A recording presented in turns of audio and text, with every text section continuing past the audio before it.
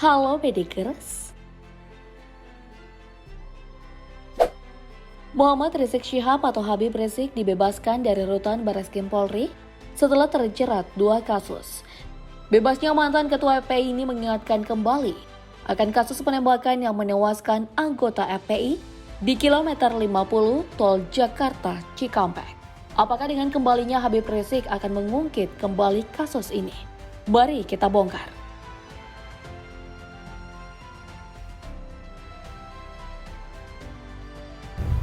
Muhammad Rizik bin Hussein Syihab lahir di Jakarta pada 24 Agustus 1965.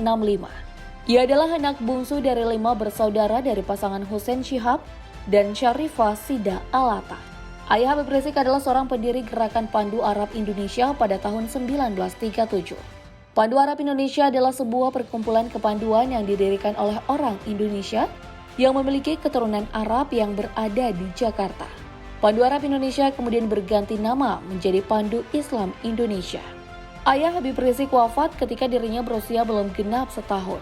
Sejak saat itu dirinya beserta saudara-saudaranya diasuh seorang diri oleh ibunya.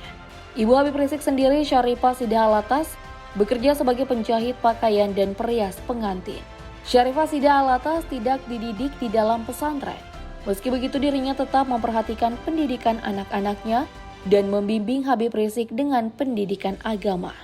Setelah tamat SMA, Habib Rizik melanjutkan pendidikannya di King Saudi University, Arab Saudi. Di kampus ini dirinya mampu menyelesaikan studi S1 selama 4 tahun dengan menyandang predikat cum laude. Suami dari Syarifah Pahlun Yahya ini melanjutkan kuliah pasca sarjana di Universitas Antarbangsa, Malaysia dengan mengambil studi Islam. Tak berhenti di situ, dia melanjutkan pendidikan doktor di universitas yang sama sebelum mendirikan dan menjabat sebagai Ketua Umum Front Pembela Islam. Habib Rizik pernah menjabat sebagai Kepala Sekolah di Madrasah Alia Jamid Khair, Jakarta. Karirnya berlanjut di Dewan Syariah Bank Pembiayaan Rakyat Syariah atau BPRS At-Taqwa, Tangerang. Juga menjadi Presiden Direktur Markas Syariah. Habib Rizik Syihab mendeklarasikan terbentuknya FPI pada tanggal 17 Agustus 1998. Organisasi ini memiliki kelompok internal yang disebut sebagai sayap juang bernama Laskar Pembela Islam. Kelompok paramiliter dari FPI ini dianggap kontroversial karena kerap melakukan aksi penertiban terhadap kegiatan-kegiatan yang dinilai kontroversial.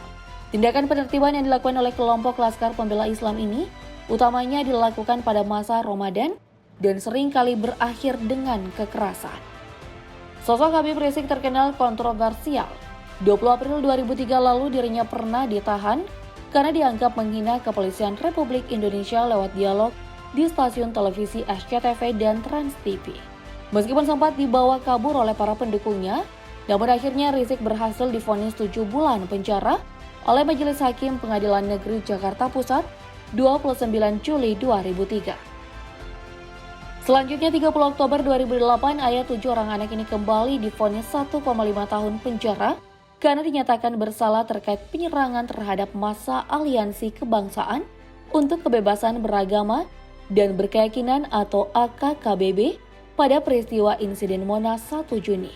Dirinya terbukti secara sah menghancurkan orang lain dengan terang-terangan dan dengan tenaga bersama-sama untuk menghancurkan barang atau orang lain sesuai dengan pasal 170 ayat 1 JO pasal 55 KUHP. Aksi kontroversial Habib Rizik Syihab belum terhenti sampai di situ.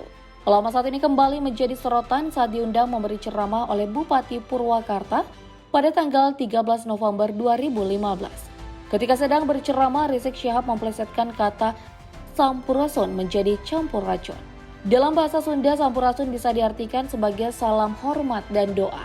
Atas kejadian ini, Habib Rizik dilaporkan oleh Aliansi Masyarakat Sunda menggugat yang diinisiasi oleh Angkatan Muda Siliwangi Jawa Barat ke Polda Jawa Barat atas tuduhan penghinaan dan pelecehan terhadap budaya Sunda karena telah memplesetkan salam Sunda.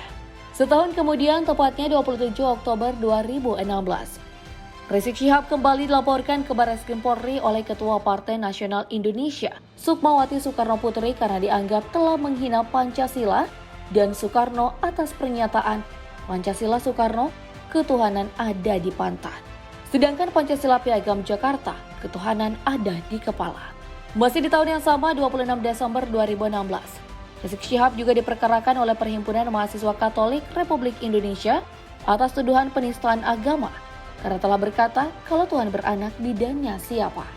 Masih berlanjut ke awal November 2018, nama Rizik Syihab kembali menjadi sorotan lantaran beredar kabar bahwa ulama kontroversial ini ditangkap oleh kepolisian Arab Saudi. Namun kabar ini dibantah oleh pengacara pribadinya yang mengatakan bahwa Rizik tidak ditangkap. Rizik diperiksa oleh pihak kepolisian setempat karena pemasangan bendera berkalimat tauhid di dinding tembok rumahnya. Pada Rabu 20 Juli 2022, Muhammad Rizik Syihab kembali ke kediamannya di Petamburan setelah ditahan selama 1,5 tahun di rumah tahanan Barreskrim Polri. Ia keluar dari tahanan lebih cepat karena telah dinyatakan bebas bersyarat oleh Kementerian Hukum dan HAM. Sebelumnya Rizik divonis kurungan penjara atas 2 kasus berbeda. Kasus pertama mengenai kerumunan di Petamburan. Kasus ini bermula pada 14 November 2020 ketika Rizik Syihab mengadakan acara pernikahan putri keempatnya sekaligus peringatan Maulid Nabi Muhammad SAW. Acara yang digelar saat pandemi COVID-19 ini mengundang kerumunan massa dalam jumlah besar. Pemerintah setempat mencoba memfasilitasi acara ini dengan membagikan masker dan menutup jalan ke Astubun di Petamburan. Namun jumlah massa membludak membuat penegakan protokol kesehatan sulit diterapkan. Kegiatan ini pun menuai berbagai kritikan dari masyarakat dan menyeret Rizik Syihab ke kasus hukum. Lalu pada 27 Mei 2021, Majelis Hakim Pengadilan Negeri Jakarta Timur membacakan vonis kepada Habib Rizik. Kasus kedua menjerat Rizik Syihab sebulan setelah vonis kasus pertamanya. Kasus ini bermulai ketika Rizik Syihab dirawat di Rumah Sakit Umi, Kota Bogor. Tak lama setelah ia menggelar acara pernikahan yang menimbulkan kerumunan massa saat dibawa ke Rumah Sakit Umi pada 24 November 2020. Rizik meminta agar kondisi kesehatannya yang terbukti positif corona tak disampaikan ke publik dan tak dilaporkan kepada Satgas Wabah di Kota Bogor. Majelis Hakim menyatakan bahwa Rizik Syihab terbukti bersalah dengan melakukan tindak pidana, yakni turut serta melakukan penyiaran berita bohong dan menimbulkan keonaran. Insiden kilometer 50 bermula dari perintah kepada 7 anggota kepolisian untuk melakukan pemantauan kepada Habib Rizik. Pemantauan yang menggunakan 3 mobil ini berujung pada aksi kejar-kejaran hingga penembakan yang dilakukan oleh anggota kepolisian kepada anggota FPI. Penyidikan kasus bentrokan antara FPI dan Polri di Jalan Tol Jakarta Cikampek kilometer 50 dilakukan dengan seksama. Insiden tewasnya 16 laskar FPI dianggap memenuhi unsur kejahatan kemanusiaan yang dilakukan secara sistematis. Kasus ini bahkan disorot oleh Kementerian Luar Negeri Amerika Serikat melalui laporan yang berjudul 2021 Country Reports on Human Rights Practice Indonesia. Saat ini belum ada media yang memberitakan apakah Habib Rizik akan mengungkit kembali kasus yang menewaskan pengikutnya di kilometer 50 tol Cikampek. Kalau kamu ada info terbaru, silahkan share di kolom komentar ya, Bedigas.